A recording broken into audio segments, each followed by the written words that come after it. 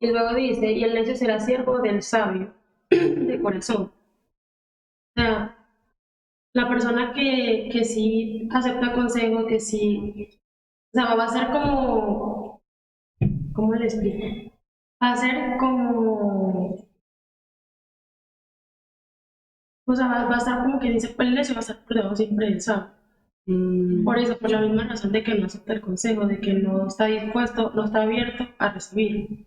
En cambio, el sabio, como si está abierto o si está dispuesto a recibirlo sin importar cómo se vea o cómo se sienta, por eso va a heredar mejores cosas.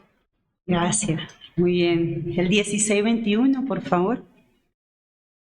El sabio de corazón será llamado prudente, y la dulzura de las palabras aumenta la persuasión.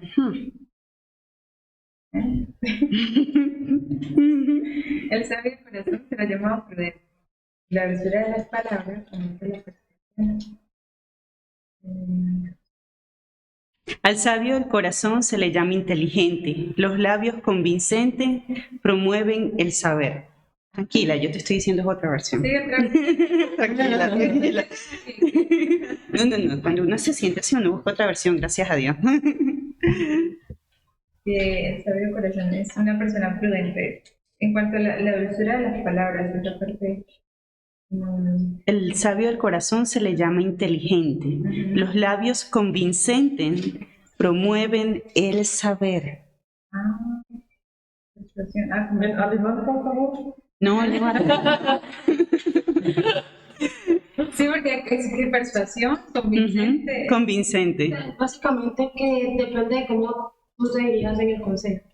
Porque si una persona es sabia, o sea, puede tener mucho conocimiento, pero no lo sabe expresar, no sabe decirle a la persona que va a estar haciendo el consejo, puede que no lo reciba bien o que ya no lo quiera más por lo que no lo dice. Por eso se dice, la dulzura de las palabras aumenta la persuasión. ¿Qué es persuasión? Cómo atraes tú a la gente, cómo atraes, cómo hablas, o cómo te expresas y la persona cómo recibe lo que tú quieres decir. Muy bien. 16:23.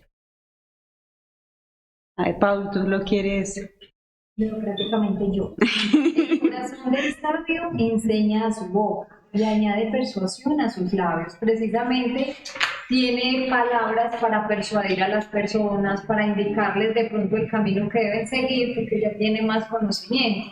De pronto puede hablar de una manera más simple a la persona que de pronto no tenga tanto conocimiento, pero sabe llegarle con las palabras adecuadas.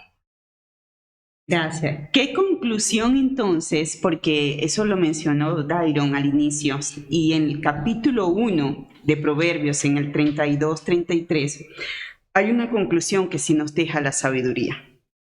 Y yo quiero que lo puedan leer, el capítulo 1 del 32 al 33, que nos deja la sabiduría ahí.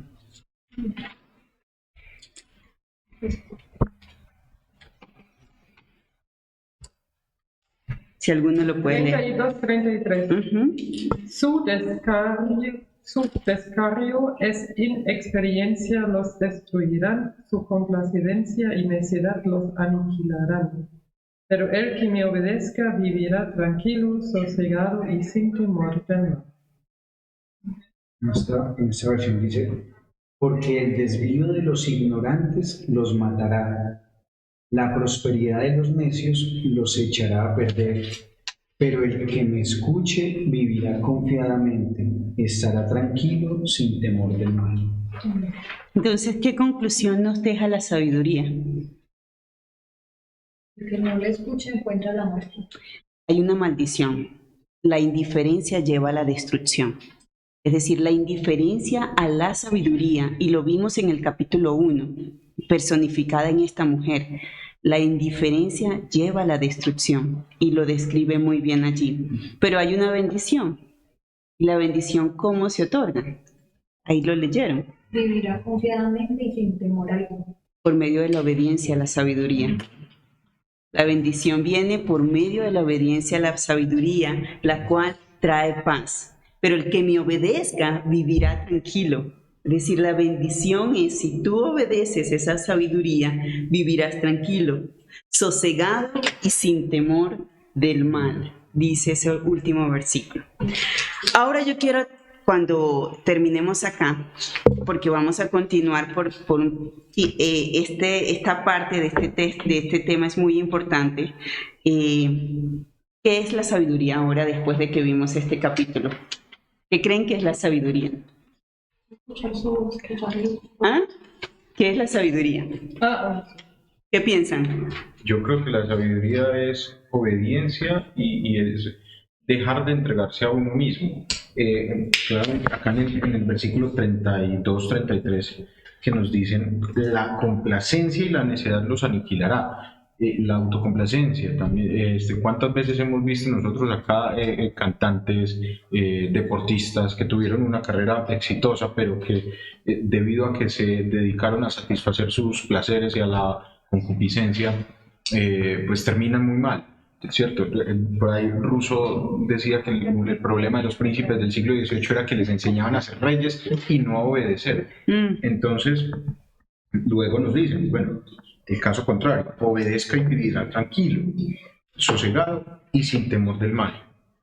Yo siento que el tema de la obediencia, pues no voy a decir acá un santo, a veces es difícil, a veces es muy difícil luchar contra uno mismo, y creo que eso es un proceso de día a día. Yo creo que yo lo hago mejor que ayer y que quizá un año atrás, pero me siento, obviamente, me siento muy crudo todavía, pero sin duda este es el camino, pues, y por eso creo que estamos acá, para tratar de que se nos haga más fácil todos los días ese proceso de obedecer, ¿no?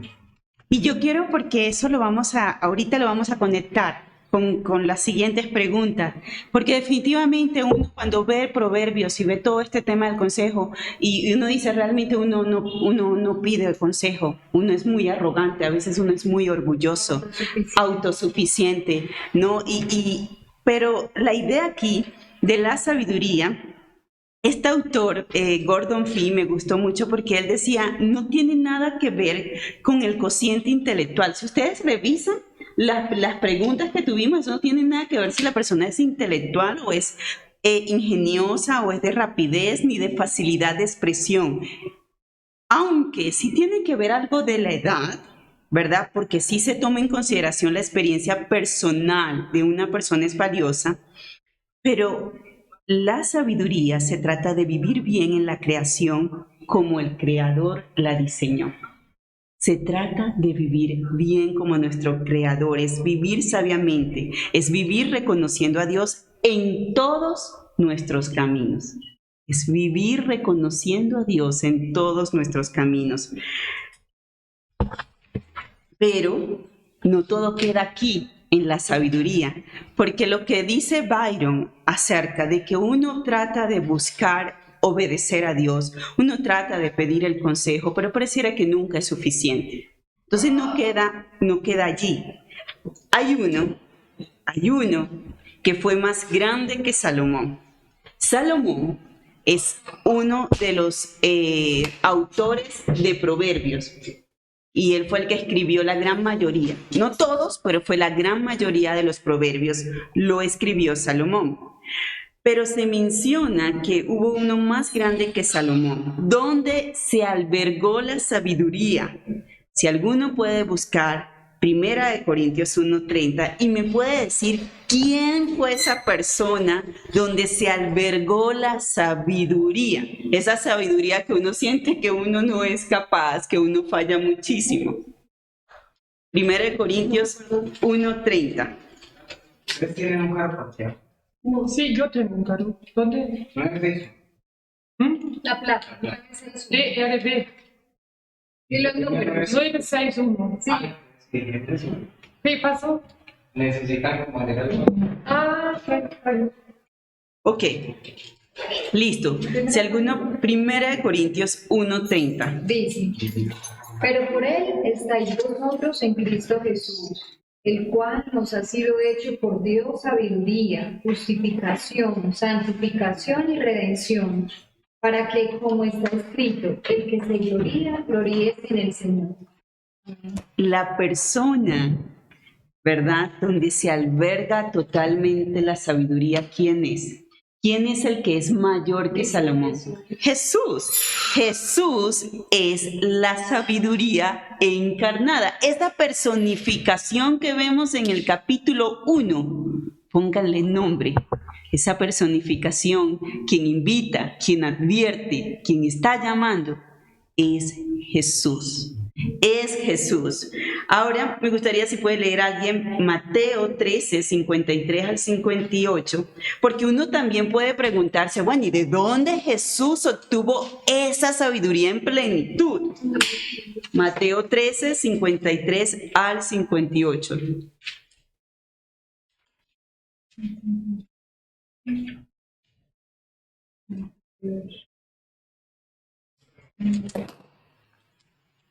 Cuando Jesús terminó de contar estas parábolas, se fue de allí. Al llegar a su tierra, ¿es eso así? Sí. Al llegar a su tierra comenzó a enseñar a la gente en la sinagoga. ¿De dónde sacó tal sabiduría y tales poderes milagrosos? Decían maravillados. ¿No es acaso el hijo del carpintero? ¿No se llama su madre María? ¿Y no son sus hermanos Jacobo, José, Simón y Judas? ¿No están con nosotros todas sus hermanas? Así que ¿de dónde sacó todas estas cosas? Y se escandalizaban a causa de él, pero Jesús les dijo, en todas partes se honra a un profeta, menos en su tierra y en su propia casa. Y por la incredulidad de ellos no hizo allí muchos milagros. ¿De dónde Jesús obtuvo esa sabiduría? Porque, ¿qué menciona aquí? Es decir, ese de dónde obtuvo, ¿quién está haciéndole la pregunta? ¿Qué está pasando allí? ¿Qué les está diciendo los fariseos? ¿Está sorprendido? ¿Están sorprendidos? Claro, ellos le dicen de dónde Jesús sacó eso, porque ¿quiénes eran los padres de Jesús? Un carpintero. Y miren cómo los menciona. ¿Y acaso esos no son sus hermanos Jacobo y José? ¿Y con nosotros no está también sus hermanas?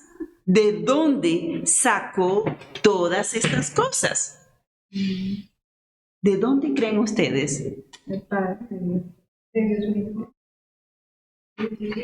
Y es una pregunta que están haciendo los fariseos. Estamos en la pregunta 9. ¿De dónde obtuvo Jesús esta sabiduría? Estamos leyendo cuando Jesús está hablando y los fariseos llegan y critican a Jesús porque no entienden de dónde él está adquiriendo esa sabiduría teniendo unos padres que no son estudiados. Es un simple carpintero. Sus hermanos, mírenlo por debajito. ¿De dónde obtuvo Jesús esa sabiduría? Y ciertamente, el texto no te dice allí que es del Padre, pero nosotros sabemos, como lo menciona 1 Corintios, que Jesús mismo es sabiduría y que quien le otorgó todo eso es el Padre. Ahora, cuando nosotros vemos este pasaje y observamos en este versículo con Jesús, ¿podemos acaso vivir la vida descrita en los proverbios de Salomón? Es decir, pensando que Jesús es esa misma sabiduría personificada, que si nos está hablando el capítulo 1 y que si ustedes mencionan Jesús es el único, ¿es posible que nosotros podamos vivir la vida descrita en los proverbios de Salomón? ¿Es posible vivir todos esos consejos que hasta ahora hemos visto? ¿Qué piensan? Sí, es vivir, aplicarlos en tu vida. Estos caminos que menciona. Es posible. ¿Por qué es posible? Porque el proceso que se va haciendo en nosotros de santificación nos lleva a seguir la sabiduría de Dios. Entonces es guiarnos a través de la escritura. Ok. ¿Qué piensan los demás? Yo pienso también, si uno vive en relación con Dios, eso, uno todavía vamos a ir a detallar, ¿cierto? No quiero decir que cumplimos todos los consejos y también no aplican en todas las situaciones los consejos, pero sí, yo pienso que los consejos nos llevan a los pies de Jesús, nos llevan a preguntar a Él, que como Él quiere, como andamos en los caminos, que sí, entonces crezcamos en sabiduría y en fe en cuanto andamos juntos. Sí, Sí podemos, ¿no? Pero como decían Angélica y ustedes, solamente eso se va a lograr si nosotros tenemos una vida plena en Cristo. Si nosotros entendemos que Jesús de Nazaret, que es la sabiduría, es el que hace posible que yo viva en sabiduría. No sé si me explico. Es decir, cuando nosotros leemos la palabra, tenemos una relación con Jesús, con Dios, cuando lo conocemos, la sabiduría de Él empieza a estar en nosotros. Y no es porque nosotros seamos mejores, es porque es Cristo quien lo hace. Dice Juan capítulo 10:10, no sé si alguno lo puede leer, Juan capítulo 10:10.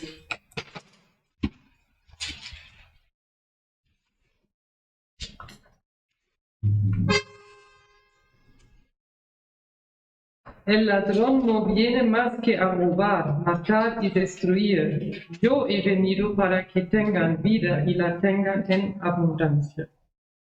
¿Y ese versículo no les resuena con algunos proverbios? ¿No les resuena cuando el consejo, cuando el camino del sabio Eso. quiere dar vida? ¿No?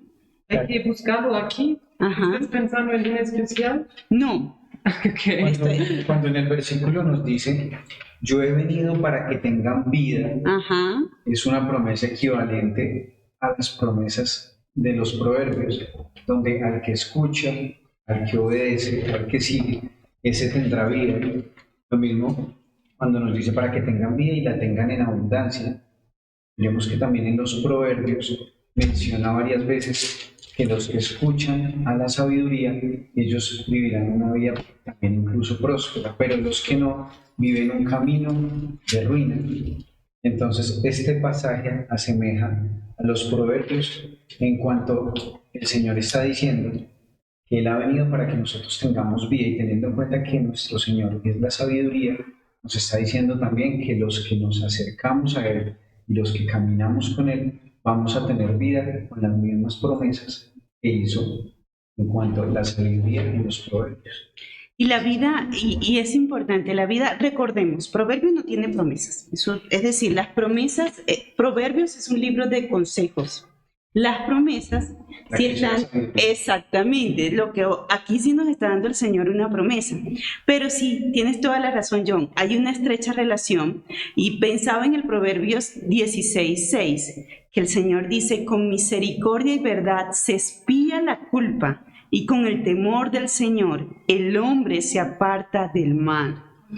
Y uno ve en los proverbios algunas relaciones que tienen que ver con la esperanza y la redención.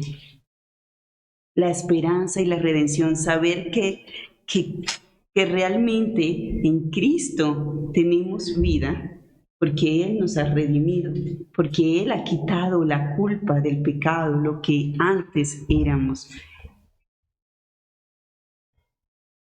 ¿Qué cosas, pensando en Jesús, que sí es aquel que sí es la sabiduría en persona, y que cuando yo de repente pueda leer un proverbio, piensen en un proverbio que uno diría, no, es difícil, pero miren el sabio teme al Señor y se aparta del mal, pero el necio es arrogante y se pasa de confiado, ¿no? Y uno puede pensar de repente en esos proverbios donde uno dice, Señor, así como Jesús nos muestra su temor y se apartó del mal, ¿no? Así, Señor, ayúdame en tal circunstancia a apartarme. Hay situaciones, hay consejos que da proverbios que no son fáciles. Hay consejos que son difíciles de obedecer, pero si nosotros vemos que Cristo lo hizo y lo hace, eso va a cambiar, porque no es la carga de que yo no voy a poder, pero si el Señor está en nosotros, si el Espíritu Santo está en nosotros, sí se puede. ¿Qué cosas en nuestra vida debemos someter a la sabiduría de Dios, de acuerdo con lo que vemos en su palabra?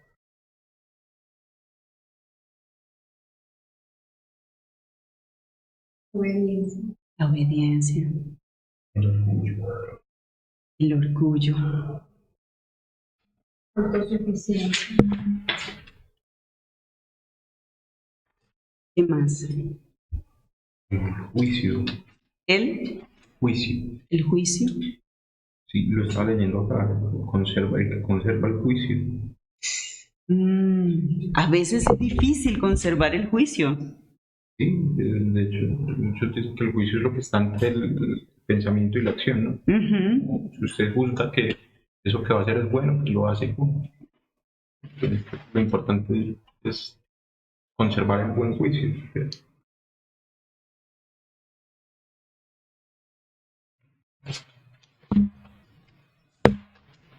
Yo quiero que podamos, no sé si alguien más, yo estuve haciendo como una investigación pensando en este muchacho Jorge, y yo en mi corazón se quedó mucho porque actualmente el creyente le cuesta tanto pedir consejos. Nos cuesta mucho pedir consejos. Y yo me di como que hice como una recopilación de varias personas, como él lo menciona aquí, que son sabias, que han caminado, que ya tienen muchos años. Hice como un resumen corto de 3 cosas y quiero compartírselos para terminar, porque me parece que el creyente adquiere mucha sabiduría cuando es edificado por el otro. Quiero compartirles esas 3 cosas que 4 personas llegaron a conclusión. Dice, ¿por qué como creyentes nos cuesta recibir consejos o pedirlos? Primero, a veces somos demasiado dispuestos a dar consejos. Si es cuestión de pecado, claro que tenemos que enfrentarlo. Pero si no lo es, me parece mejor, en vez de tratar de arreglar las vidas de otros, esperar hasta que nos pregunten o hacer preguntas para que las mismas personas lleguen a su propia solución al problema. Doy un ejemplo. Cuando una persona nos cuenta de su historia, dice, ¿cuáles son las opciones que ves para solucionar ese problema? Así la solución es una solución que sale de esa persona, no de ti. 2, a veces las personas solo quieren es compartir, como le pasó a Jorge. Jorge solo quería compartir. Y en verdad no está buscando una solución al problema. O quieren que tú confirmes las acciones que ellos han tomado. Otra vez es mejor hacer preguntas si es que hay mejores acciones que ellos pueden considerar. Si las escrituras tienen algo que decir sobre el problema. Claro que es importante dirigir a esa persona la respuesta que ya Dios nos ha dado. No hay otras opciones. Y por último, la mayoría de las personas odian consejos no solicitados. Y como dije antes, si no es cuestión de pecado, a veces es mejor no ofrecerlo o hacer preguntas que ayudan a esa persona a pensar en mejores opciones. Consejo no solicitado a veces parece ser como forma de juzgar o criticar. Y siempre antes de decir algo, tiempo para orar y pedir la sabiduría de Dios es vital para asegurarse que lo que uno está diciendo es de Dios. Como lo dice Santiago, pedir sabiduría y luego confiar que Dios la ha dado es importante. Quería terminar con esto, porque no es tan solo ver los pecados o ver cómo hacemos, no, es realmente que podamos vivir sabiamente, reconociendo a Dios en nuestros caminos, responsablemente como Dios quiere y nos diseñó en esta vida, con ese temor de Dios y con la sabiduría que van ligada de las manos. Si alguien puede orar o si otra persona tiene algún comentario, algo que le haya tocado estos textos de la sabiduría antes de orar. Pienso que hoy fuimos enseñados de escuchar y preguntar más consejos. Pero la persona correcta, no Sí. cualquiera. Y sobre todo hacerlo y preguntar, escuchar y preguntar.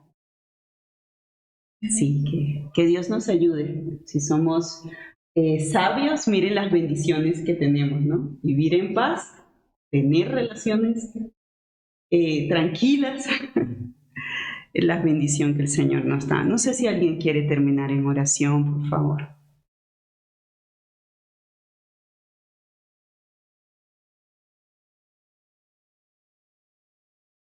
Señor, y quiero agradecer por esa tarde hoy que escuchamos sobre la sabiduría. Gracias que no estamos solos en el mundo. Gracias que hay muchas personas sabias, las preguntas que tienen la pregunta correcta. Entonces te pido también por nosotros, en cuanto nos acercamos, que tú nos das las preguntas correctas. Y en cuanto escuchamos, que nosotros también con sabiduría escuchamos los consejos o las preguntas para entender qué tú quieres de nuestras vidas. Te pedimos que nosotros siempre crezcamos en la fe y conozcamos más y más y entendamos más y más el amor que tú quieres para todos nosotros. Amén. Amén. Bueno, muchas gracias por conectarse, gracias. Nosotros tenemos como un tiempo para orar, tomamos un tiempito. Las personas que están conectadas les invitamos, a por Google Meet se pueden conectar y los que estamos aquí ya tenemos este espacio privado para orar los unos por los otros. Entonces, bueno.